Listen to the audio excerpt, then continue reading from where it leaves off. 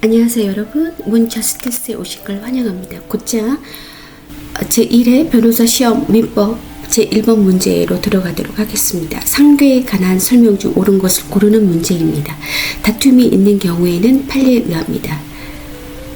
1번 고의의 불법 행위로 인한 손해배상 채권을 자동채권으로 하는 상계는 허용되지 않는다. 두 번째는 피용자의 고의의 불법 행위로 인하여 사용자 책임이 성립하는 경우 사용자는 피해자의 사용자에 대한 손해배상 채권을 수동채권으로 하여 상계할 수 있다. 3번 채권의 일부 양도가 이루어진 경우 그 분할된 채권에 대하여 양도인에 대한 반대 채권으로 상계하고자 하는 채무자는 양도인을 비롯한 각 분할 채권자 중 어느 누구라도 상계의 상대방으로 지정하여 상계할 수 있다. 네 번째 지문은 상대방이 제3자에 대하여 가지는 채권을 수동채권으로 하여 상계할 수 있다.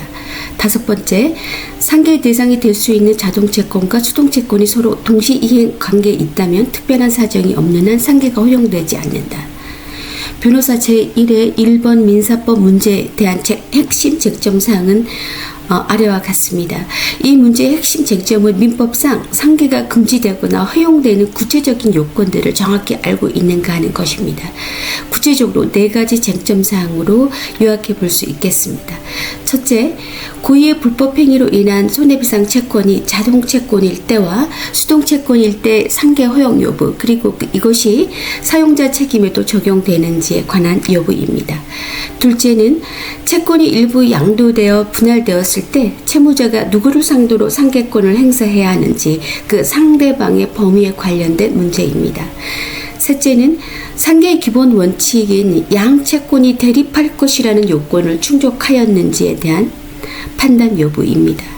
네 번째는 동시 이행에 항변권이 붙은 채권을 자동채권으로 삼아 상계할 수 있는지 여부가 핵심 쟁점사항이라고 볼 수 있겠습니다. 상계와 관련된 우리 민법상의 관련 법조문을 살펴보도록 하겠습니다. 상계와 관련된 우리 민법상의 관련 법조문은 크게 민법 제492조 상계 요건과 그리고 민법 제496조 불법행위 채권을 수동채권으로 하는 상계의 금지 두 가지 규정을 이 질문과 관련해서 살펴볼 필요가 있겠습니다. 먼저 민법 제492조에 따르면 제1항에 쌍방이 서로 같은 종류를 목적으로 한 채무를 부담한 경우에 양채무의 이행기가 도래한 때에는 각 채무자는 대등에게 관하여 상계할 수 있다. 그러나 채무의 성질이 상계를 허용하지 아니할 때에는 그러하지 아니하더라는 규정을 두고 있습니다. 이 항은 전 항의 규정은 당사자가 다른 의사를 표시한 경우에는 적용하지 아니한다. 그러나 이로써 선의 제3자에게 대항하지 못한다. 민법 제496조 불법행위 채권을 수동채권으로 하는 상계의 금지 규정을 살펴보면 채무자가 고의의 불법행위로 인한 것일 때에는 채무자는 상계로 채권자에게 대항하지 못한다라고 하는 규정을 두고 있습니다. 해당 질문과 관련된 우리의 대법원 판례의 태도를 살펴볼 필요가 있겠습니다. 먼저 고의의 불법행위와 사용자 책임에서의 상계 제한과 관련된 대표적인 대법원 판례는 2006년 7월 28일 선고 2004-6130 판결을 살펴볼 필요가 있겠습니다. 판지사항에 따르면 피용자의 고의와 불법행위로 인하여 사용자 책임이 성립하는 경우 사용자가 피해자의 손해배상 채권을 수동채권으로 하여 상계할 수 있는지 여부에 관한 판단에서 대법원 판례는 다음과 같이 판단하고 있습니다. 민법 제496조가 고의의 불법 행위로 인한 손해배상 채권을 수동채권으로 하는 상계를 금지하는 취지는 고의의 불법 행위자에게 상계에 의한 현실적 변제 면제를 허용하지 아니함으로써 불법 행위의 유발을 방지하고 피해자에게 현실의 변제를 받게 하려는 데 있다. 피용자의 고의의 불법 행위로 인하여 사용자 책임이 성립하는 경우 사용자는 비난받을 만한 고의의 불법 행위자 자체는 아니라 하더라도 고의의 불법 행위로 인한 손해배상 채무를 부담한다는 점에서는 고의의 불법 행위자와 다를 바 없으므로 위와 같은 상계의 금지의 취지는 사용자 책임이 성립하는 경우에도 마찬가지로 적용한다라고 판시하고 있습니다. 즉 다시 말하면 고의의 불법 행위의 사용자 책임에서는 상계가 금지된다라는 원칙, 확립된 대법원 판례 원칙을 갖고 있다, 이런 의미입니다. 두 번째는 채권 일부 양도 시 채권이 일부 양도된 경우 상계 상대방과 관련된 우리의 판례는 선고 200497 판결을 살펴볼 필요가 있겠습니다. 판시사항에서 채권의 일부 양도가 이루어진 경우 각 분할 채권에 대하여 양도인에 대한 반대 채권으로 상계하고자 하는 채무자가 상계의 상대방으로 지정하여야 할 자에 관련돼서 이렇게 판단한 이유 판결 요지를 살펴보면 채권의 일부 양도가 이루어진 경우 특별한 사정이 없는 한 각 분할된 부분에 대하여 독립한 분할 채권이 성립하므로 채무자는 고유의 분할 채권자 즉 양수인을 말하겠죠. 양수인을 상대로 상계하여야 하고 양도인을 상대로 한 상계로 분할 채권자에게 대항할 수 없다라고 판시하고 있습니다. 다음 동시이행 관계에 있는 채권의 상계에 관련된 우리 대법원 판례는 2001년 11월 27일 선고 2000-6053-6060 판결을 살펴볼 필요가 있습니다. 판시사항에서 법원은 동시이행의 관계가 있는 쌍방의 채권 중 한쪽 채권으로 상계할 수 있는지 여부에 관련된 판단을 다음과 같이 하고 있습니다. 상계권 행사 요건을 충족하는 한 동시이행의 관계에 있는 쌍방의 채권이라도 상계가 허용된다. 즉 상계를 허용하고 있죠.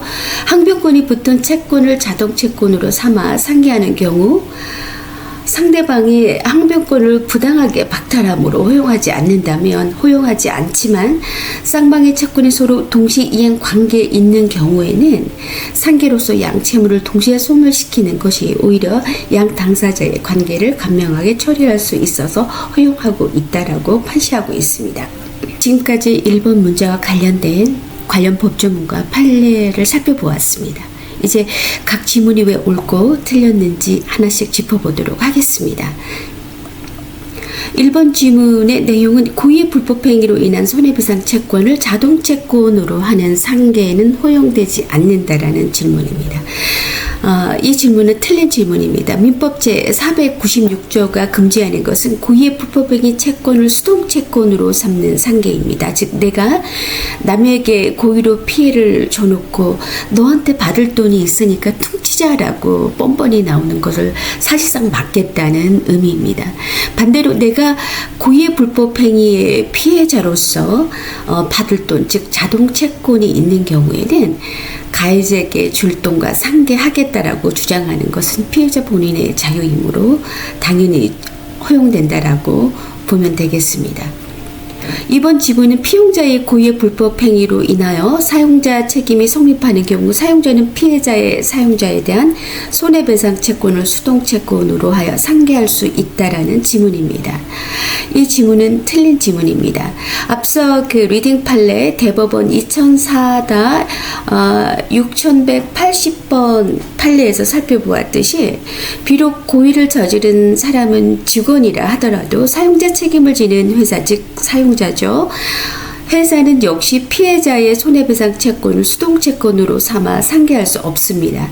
피해자에게 현실적 변제를 받게 하려는 법의 취지상 사용자에게도 상계 금지 규정이 그대로 적용된다라고 보아야 하기 때문입니다. 3번 지문 살펴보겠습니다. 내용은 채권의 일부 양도가 이루어진 경우 그 분할된 채권에 대하여 양도인에 대한 반대 채권으로 상계하고자 하는 채무자는 양도인을 비롯한 각 분할 채권자 중 어느 누구라도 상계 상대방으로 지정할 수 있다라고 지문에서 말하고 있습니다. 이 지문은 틀린 지문입니다. 채권이 일부 양도되면 그 분할된 부분들은 각각 독립된 채권으로 보아야 합니다. 따라서 채무자가 양도인에게 가지고 있던 반대 채권으로 상계를 하고 싶다면 분할된 채권을 각각 쥐고 있는 고유의 분할 채권자 즉 양수인을 상대로 상계를 지정해야만 합니다. 내 마음대로 아무나 붙잡고 상계하겠다 이런 의도는 허용되지 않겠다는 뜻입니다. 네 번째 지문을 살펴보겠습니다. 네 번째 지문은 상대방이 제3자에 대하여 가지는 채권을 수동채권으로 상계할 수 있다라고 요약하고 있습니다. 이 네 번째 지문 역시 틀린 지문입니다. 상계의 가장 기초적인 요건은 상계하고자 하는 자와 그 상대방 사이에 채권이 서로 대립되고 있어야 한다라는 점입니다. 민법 제492조에 명시하고 있죠. 상대방이 내가 아닌 제3자에게 가질 뿐인 채무를 가져와서 내 채권과 상계하겠다라고 하는 것은 상계의 대립 요건을 갖추지 못하고 있기 때문에 적용되지, 즉 허용되지 않는다라고 판단해야 합니다. 5번 지문은 맞는 지문입니다. 5번 지문은 분명히 이렇게 말하고 있죠. 상계의 대상이 될 수 있는 자동채권과 수동채권이 서로 동시 이행 관계에 있다라고 한다면 특별한 사정이 없는 한 상계가 허용되지 않는다라고 판단하고 있습니다. 이 5번째 지문은 맞춤 지문이자 정답입니다. 자기 채권에 항변권이 붙어 있음에도 일방적으로 상계를 해버리면 상대방의 항변권을 빼앗게 되므로 원칙적으로 상계가 금지됩니다. 하지만 자동채권과 수동채권이 서로 동시 이행 관계에 있을 때에는 예외죠. 이때는 어차피 상계를 통해 양채무를 한 번에 깔끔하게 소멸시키는 것이 서로에게 이롭다라고 판단한 대법원 2000-6053 판결 취지에 따라서 판례는 이를 특별한 사정이 없는 한 허용하고 있기 때문입니다. 따라서 제1의 1번 민사법 제1번 문제에 해당되는 최종 답변은 5번에 해당되겠습니다. 이것으로서 제1회 변시 민사법 1번 문제를 풀어보았는데요. 가능하다면 주 2회에서 3회 정도 꾸준히 업로드할 수 있도록 최선을 다하도록 하겠습니다. 이 채널의 궁극적인 목적은 법학이라는 학문을 도구로 어떤 유형의 시험을 치르고자 하는 모든 분들께 조금이나마 도움이 되고자 함입니다. 사적으로는 법학 전문대학원에 진학하고자 하는 사랑하는 조카에게 미래에 필히 도움이 되기를 바라는 사심이 담겨 있습니다.